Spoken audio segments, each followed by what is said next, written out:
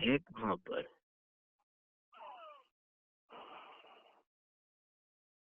हमारी ज्ञान में, हमारी लौकिक परंपराओं में हमने सत्य को कहाँ जाना है? ये जो हमेशा सत्य बोलता है वो सत्य धर्म पालन कर रहा है? ये जो सत्य को जान चुका है वो धर्म को पालन कर रहा है?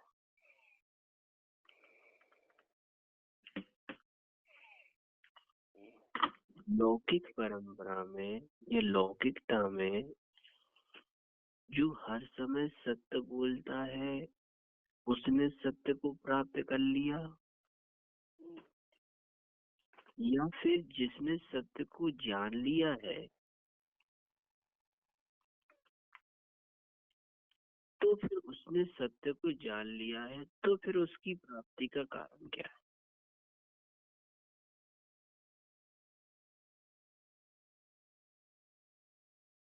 ये भी तो पता चले कि सत्य की प्राप्ति के लिए सत्य को जाना है या सत्य बोलना सीखा। क्योंकि आज तक हम यही जानते आए हैं कि जो सत्य बोलता है उसके हृदय में ही सत्य निवास करता है। तो क्या सत्य बोलने वाला पदार्थ है क्या? हम्म? कि भाई वो बहुत सत्य बोलता है इसलिए उसके अंतरंग में सत्य का निवास पाया जाता है। सत्य धर्म कोई बोलने से तो जुड़ा हुआ है नहीं कि वचन संबंधी हो, तो इसलिए सत्य धर्म का पालन किया जाए। बल्कि सत्य धर्म या सत्य उस जीव के अंतरंग में निवास करता है जिसने सत्य को जान लिया है। अब कोई कहे कि सत्य को जानने का मतलब क्या होता?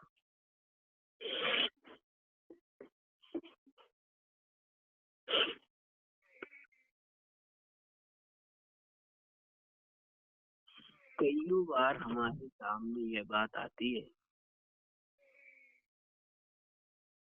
कि हम जानते हैं कि संसार, शरीर, भोग सब नष्ट होने वाली है। कोई भी संयोग साथ देने वाला नहीं है। संसार का कोई भी पदार्थ शरणदाता नहीं है। समस्त पदार्थ संसार के नश्वर है। सारे के सारे पदार्थ मात्र अपने मैचारी रूप आचरण में वर्णन कर रहे हैं। अब ये विचार करो कि जो अपने अपने स्वार्थ के वशीभूत संबंध बने हैं वो स्वार्थ के सिद्ध हो जाने के पश्चात क्या तुम्हारे अपने हैं या फिर स्वार्थ के आधार पर अपने हैं?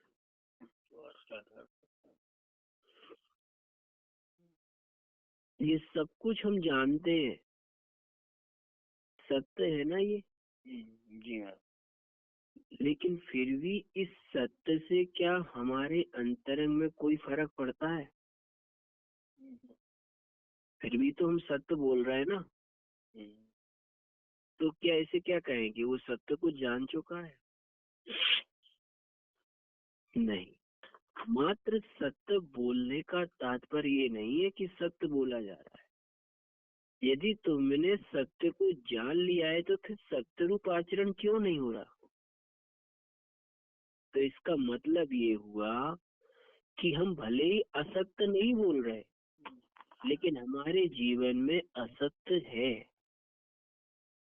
क्योंकि जो संसारिक हमारे देव, शास्त्र और गुरु ने जो सत्य कहा है कि नहीं ऐसा ही संयोग होता है, ऐसा ही वियोग होता है, संसार के पदार्थों का स्वभाव ऐसा ही होता है, संसार का स्वरूप ऐसा ही होता है, शरीर का स्वरूप ऐसा ही होता है, भोगों का स्वरूप ऐसा ही होता है, कसायों का स्वरूप ऐसा ही होता है।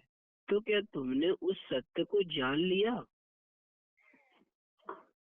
अगर नहीं जाना है तो फिर हमारा समस्त जीवन असत्य में ही तो गुजर रहा है, सत्य में कहाँ गुजर रहा है। और हम ये सोचते हैं कि हम तो बिल्कुल सत्य बोलते हैं, तो हमारे लिए तो सत्य धर्म प्रकट है। सत्य का मतलब क्या? कि जो शाश्वत सत्य है, जिनके विषय पे, स्वरूप के विषय पे जिनेन्द्र देव ने जैसा कहा है, क्या वैसा तुम्हारी श्रद्धा में उपाधि है? तब तो माना जाए ना कि सत्य धर्म पालन हो रहा है।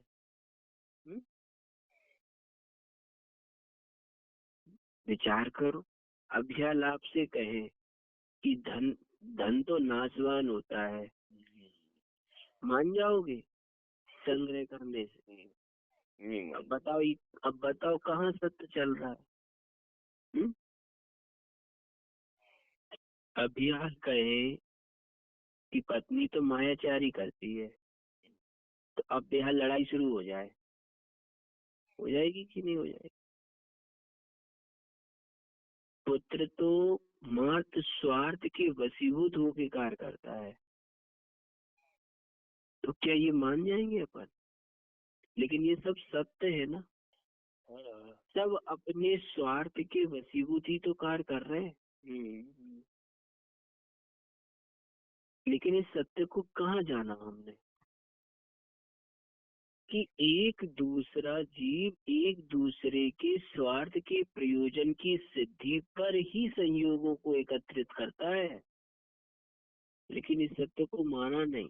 क्या विचार आता है? नहीं, सब अपनी है। कौन कहता है पराये है?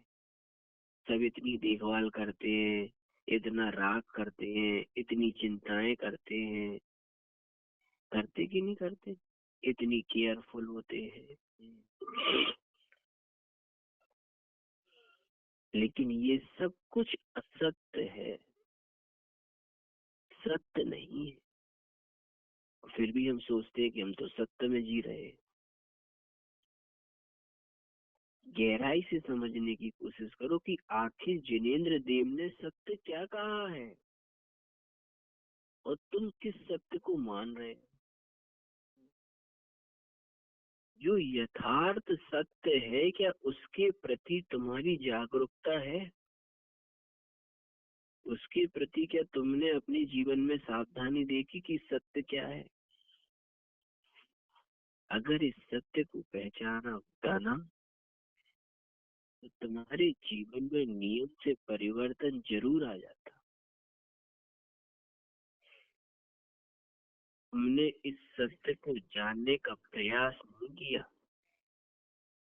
और हम सोचते हैं कि हम तो सत्य बोलते हैं। कभी गहराई से विचार करो कि आचार्यों ने, जिसे तीर्थंकर देव ने, गुणी जनों ने, हमारे ज्ञानी जीवों ने जो स्वरूप जिसके विषय पे कहे हैं वो सत्य है, या उन स्वरूप के आधार पर तुमने जो मान्यता बना रखी है वो सत्य है? इसको सत्य मान, अकेले वचन से सत्य बोलने को सत्य मानते हो ना? इतना ही तो चलता है, हाँ भैया झूठ नहीं बोलते, हम तो सत्य बोलते हैं। तो सत्य बोलना सीख पाए हो या सत्य को प्राप्त करना सीख पाए? अकेले बोलने मात्र से क्या सत्य आ जाएगा? हम्म? सत्य को प्राप्त करने वाला सत्य धर्म की प्राप्ति करता है, सत्य को बोलने वाला सत्य धर्म की प्राप्ति थोड़ी ना करे। क्या हमने कभी सत्य धर्म को प्राप्त करने की कोशिश करी? कभी विचार ही नहीं करा ना। विचार करके देखो अपने जीवन में कि सत्य सत्य के विषय पे तुम्हारे अंतरंग में क्या मान्यता है कि मैं हमेशा जीवन भर पर हमेशा झूठ नहीं बोलूंगा, सत्य बोलूंगा, तो ये तो वचन संबंधी क्रिया हुई अकेली। सत्य कहाँ प्राप्त किया तुमने? सत्य की प्राप्ति तो तब होती जब तुमने जिनेन्द्र देव ने जो शाश्वत स्वरूप सबके विषय पे बताए हैं, उन स्वरूप के विषय पे तुम्हारी सत्यता प्रकट हो गई, तब उनके जीवन में सत्य धर्म आता है। कभी सोचा इस विषय पे कि विभाव, संयोग, वियोग, धन, वैभव, संसार, शरीर, भोग, सब कुछ नाशवान है, सब कुछ, सब धीरे धीरे धीरे विनसने वाले हैं। क्या इन स्वरूप पे कभी विचार किया कि यही तो सत्य है? लेकिन नहीं, हमारी विपरीत मान्यता क्या है कि नहीं, ये कोई भी नाशवान नहीं है। तो फिर तुम्हारी मान्यता में असत्य नहीं बैठा? बिल्कुल बैठा। लेकिन हमने तो सत्य को दूसरी तरफ पढ़ लिया, पूजन का अर्घ चढ़ा लिया और क्या सोच रही है, झूठ नहीं बोलना है तो सत्य है। यही सोच रहे हैं ना कि बस अकेले बोलने से ही हमारे जीवन में सत्य आता है। लेकिन विचार करो, आखिर झूठ है क्या? आदरणीय पंडित ध्यानत राय जी कितनी अच्छी बात लिखती है पूजन में, कठिन वचन मत बोल पर निंदा और झूठ तज। तो झूठ का मतलब समझते हो क्या है? झूठ का मतलब क्या कि तुम जो जीवन जी रहे हो वो कैसा जीवन जी रहे हो? सत्य का जीवन जी रहे हो या झूठ का जीवन जी रहे हो? किस प्रकार का जीवन जी रहे हो? जीवन जीवन असत्य है या मृत्यु सत्य है? बताओ। तुम असत जीवन जी रहे हो कैसे? एक लाइन आती है ना, एक कोटेशन आती है कई बार कि हम सबको पता है कि मरना सबको है जी हाँ। लेकिन हम जी ऐसे रहे जैसे हम अजर अमर होके आए।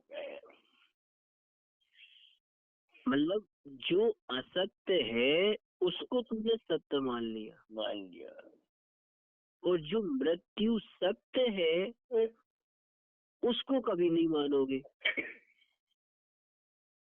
उसके प्रति कोई तैयारी नहीं है। जो जीवन असत्य है कभी भी नाश को प्राप्त हो सकता है, उसकी तैयारी में तो तुम दिन भर लगे रहते हो कि ये धन संचय करना है, बच्चों को पढ़ाना है, इसको ध्यान में रखना है, मकान बनवाने हैं, ये करना है, फलाना करना है, जबकि वो सब असत्य है। और ये पता है कि आज नहीं तो कल मरना ही मरना है, लेकिन क्या उसकी तैयारी में जुटे हो कि अगर हमें कल मृत्यु आ जाए या आज मृत्यु आ जाए तो हमारा क्या पुरुषार्थ चल रहा है मृत्यु के प्रति? क्या पुरुषार्थ चल रहा है हमारा बुद्धि के ज्ञान के प्रति? क्या पुरुषार्थ चल रहा है हमें अपनी समाधि और संलेखना के प्रति? उस सत्य के प्रति भागे कभी? और फिर कहेंगे कि हम तो बिल्कुल सत्य बोल रहे हैं। अरे जो असत्य का जीवन जी रहा हो वो कहे कि मैं सत्य बोल रहा हूँ, उस पे कैसे विश्वास करें?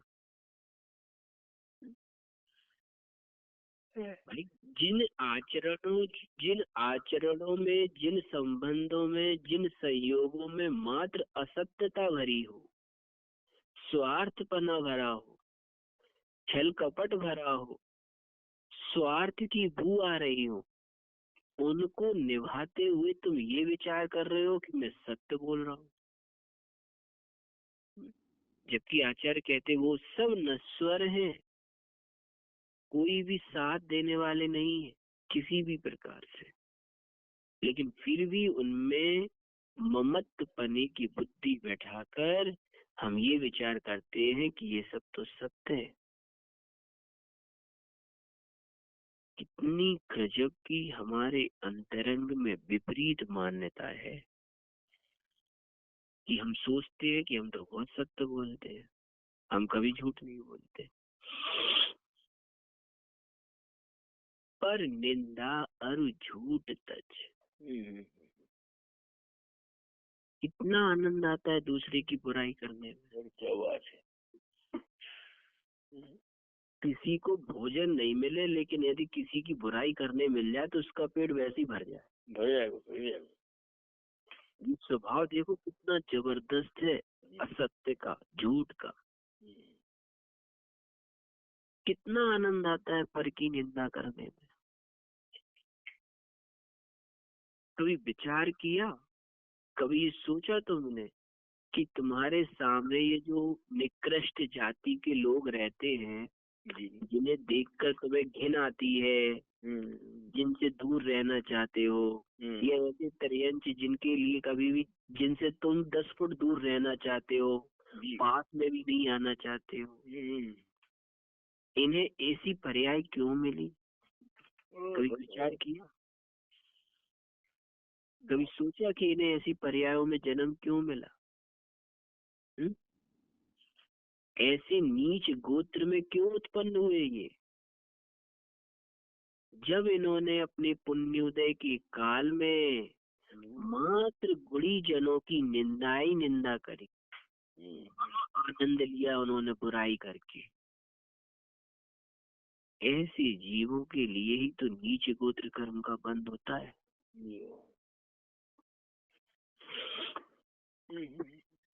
एक दोषी जीव की निंदा करोगे उसका फल अल्प होगा।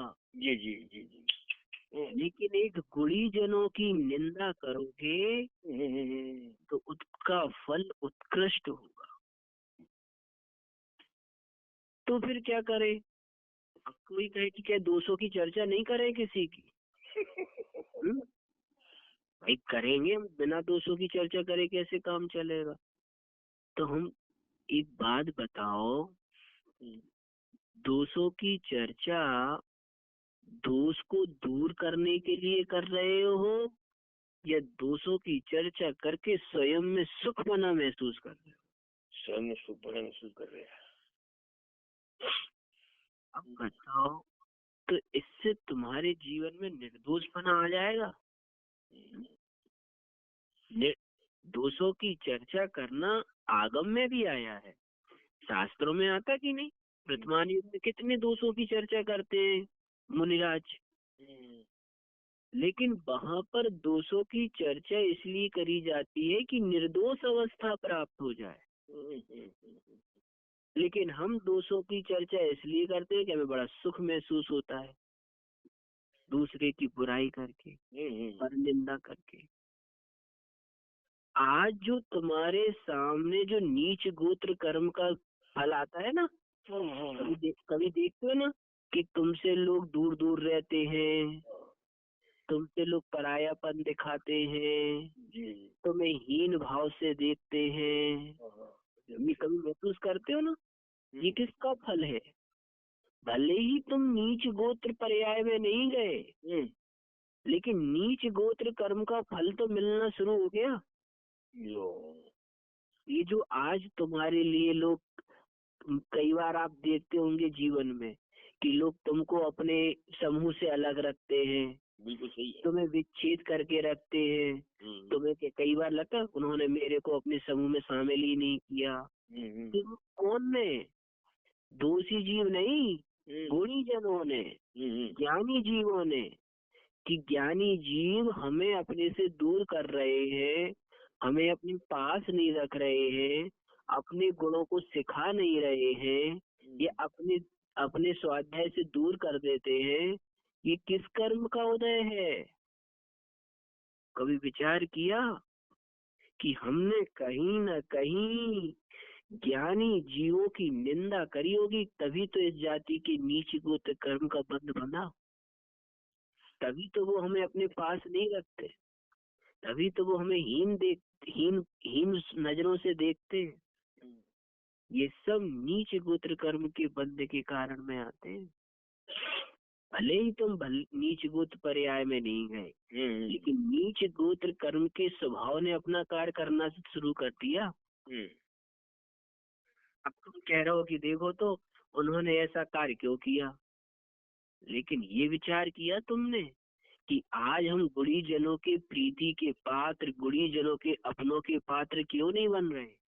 कि कहीं ना कहीं हमने गुणीजनों की, महान जीवों की निंदाएं करी होंगी, तभी तो आज वो मेरे लिए अपने पास नहीं रख रहे, अपने अपने प्रीति का परिणाम नहीं रख रहे, मेरे ऊपर उनकी कृपा नहीं हो रही। ये विचार आया कब कि अंतरंग में कहीं ना कहीं उनके दोषों के प्रति निंदा का परिणाम चल रहा होगा, तभी तो हमारे नीच गोत्र कर्म का उदय आया। ये कभी विचार नहीं करोगे, बल्कि दोषारोपण करोगे कि देखो तो कि ऐसे ज्ञानी जीव हमसे कसाय करते हैं, ऐसे गुणीजन जीव हमें दूर करते हैं। ये निंदा जरूर आई। ये स्वभाव नहीं आएगा कि मैंने पूर्व में कहीं ना कहीं पर निंदा करी होगी, इसीलिए आज हमें ये हीनादिकता नजर आ रही है। कहीं ना कहीं दूसरों की बुराइयां करी होंगी इन गुणीजनों की, तभी तो आज हम जिन ज्ञानी जीवों के पास रहना चाहते हैं वो हमें दूर कर रहे हैं, हमारी संगति नहीं करना चाहते हैं, हमें संगति नहीं करने दे रहे हैं। ये सब फल कहाँ से मिल रहा है भाई? यही तो है पर निंदा वाला परिणाम। आचार्य कहते हैं जिसने सत्य को प्राप्त कर लिया है ना, वो फालतू का नहीं बोलता है, मात्र जितनी जरूरत है उतना ही बोलेगा, जितनी आवश्यकता है उतना ही बोलेगा, व्यर्थ का नहीं बोल सकता। व्यर्थ के बोलने में तो उसका उपयोग चलेगा ही नहीं। ये सत्य की प्राप्ति के प्रति चलने वाले उस मोक्ष पुरुषार्थी की दशा है कि वह उतना ही बोलेगा जितनी आवश्यकता है। सत्य को प्राप्त करने वाला पथिक कभी भी फालतू का नहीं बोलता है, उसे तो जितनी आवश्यकता होती उतना ही बोलता है। लेकिन हमारे जीवन में किसी को बारंबार फालतू के बोलने में ही आनंद आता है। 24 घंटे भी कथाओं में ही इस व्यक्ति ने अपनी रसना इंद्री को खर्च कर दिया। कई बार आपको लगता है ना कि किसी के वचनों का प्रभाव क्यों नहीं पड़ता। अब जिसने अपने वचनों को असत्य रूपी दोषों में ही पुण्योदय क्षीण कर दिया हो, तो उसने जब सत्य भी बोलेगा तब भी कोई इस पे विश्वास नहीं करेगा। ध्यान रख लेना कि जिसने अपनी वचन संबंधी पुण्यार्जन की क्षमता व्यर्थ में ही बोलने में खर्च कर दी हो, भी कथा में ही खर्च कर दी हो, तो क्या उसके वचनों का प्रभाव पड़ेगा? कभी नहीं पड़ेगा। आज जो वचनों का प्रभाव तुम्हारा नहीं पड़ रहा है, उस वचनों का प्रभाव का कारण है कि तुमने नियम से वचन संबंधी पर निंदा में अपना पुण्यार्जन खत्म कर दिया। इसलिए जब कभी जीवन में सत्य के वचन बोले भी जाते हैं, तो भी कोई जीव तुम पर विश्वास नहीं करता है और उन वचनों का प्रभाव नहीं पड़ता है। ये बात अपने जीवन में समझो कि हम जितना वचन संबंधी प्रिय शक्ति, क्षमताएं, पुण्योदय व्यर्थ में खर्च कर देंगे, तो फिर प्रयोजन भूत पदार्थों को कैसे प्राप्त करें? लेकिन लगे रहते हैं 24 घंटे पर निंदा में। जहाँ देखो वहाँ हर समय एक ही बात, कहीं मोदी की बुराई तो कहीं मोदी की अच्छाई, कहीं कोरोना की बुराई तो कहीं किसी की बुराई।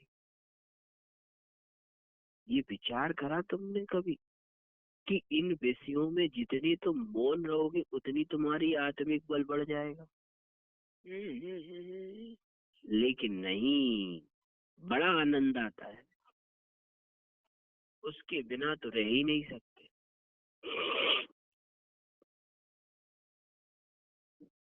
कितनी जीवन में असत्यता और असारता बनी हुई है, फिर भी उस असत्यता और असारता में से यह प्राणी सत्य निकालने की कोशिश कर रहा है।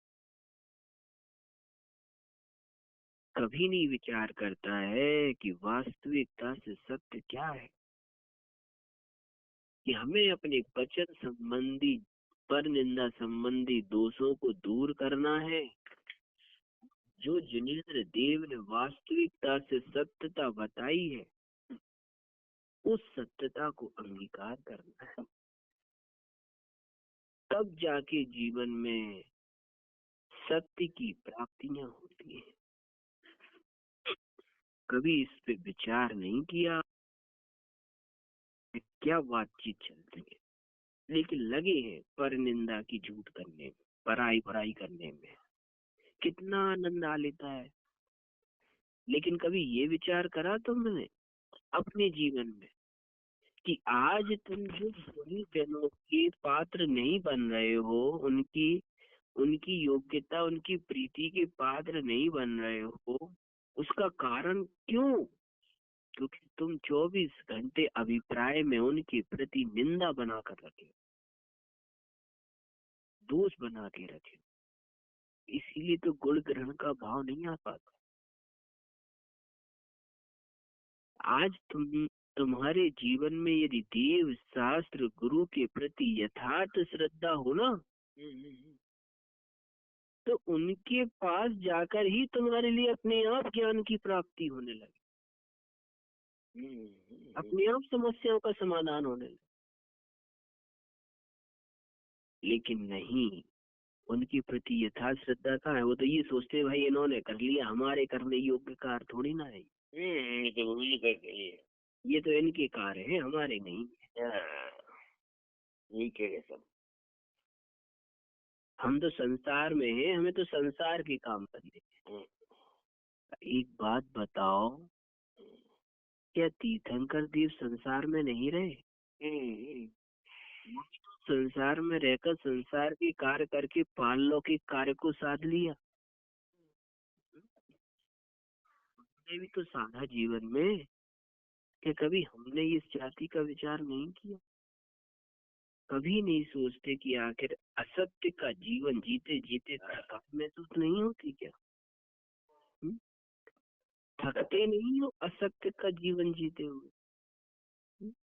कभी इन संयोग, संबंध, रिश्तों को निभाते निभाते ये विचार नहीं आता कि ये सब असत्य है, अब तो छोड़ दे? लेकिन नहीं, उन्हीं में प्रीति, उन्हीं में सत्यता, उन्हीं में यथार्थता महसूस होती है। विचार करो इस अज्ञानी प्राणी को, कि जो वास्तविकता से असत्य है संसार के समस्त पदार्थ, उनमें ही सत्यता ढूंढने का प्रयास करना। कहने का तात्पर्य सिर्फ इतना है जीवन में, कि व्यर्थ में, असत्य में जीवन व्यर्थ मत करो, सत्य में जीवन लगाओ। जो आचार्य देवों ने जिन स्वरूप को यथार्थ बताया है, उन पर बारंबार विचार करो। तो फिर क्या करें? जब आप कह रहे हो कि सब संबंध स्वार्थ के हैं, तो क्या करें? अब हो सकता है अरे संबंध स्वार्थ की है तो क्या करें, सब दूर कर दें? हम्म? ये कब कह रहे हैं कि स्वार्थ के हैं तो तुम उन्हें दूर करते फिरो या उनसे लड़ते फिरो? हम्म? ये कब कह रहे हैं? ये तो नहीं कह रहे हैं। ये कह रहे हैं कि इन संबंधों को निभाते समय स्वार्थ पने की प्रतीति करते रहो। ओ हो। इन संबंधों को निभाते समय ये विचार करते रहो कि ये सिर्फ प्रयोजनभूत है। अरे बाप रे बाप रे। स्वार्थ स्वार्थ भूत नहीं है, प्रयोजनभूत है। संसार में रह रहे हो तो संसार में प्रयोजनभूत मान के रहो ना। एक बात बताओ, नदी तालाब समुद्रों में मछलियां रहती हैं, कभी देखा तुमने कि मछली डूब गई, डूब के मर गई? वो भी तो जल में ही रह रही ना, समुद्र में ही रह रही ना। फिर भी कभी ये सोचा कि वो डूब के कभी मरी? कभी सुना कि मछली डूब के मर गई? जबकि वो भी तो उसी वो उसका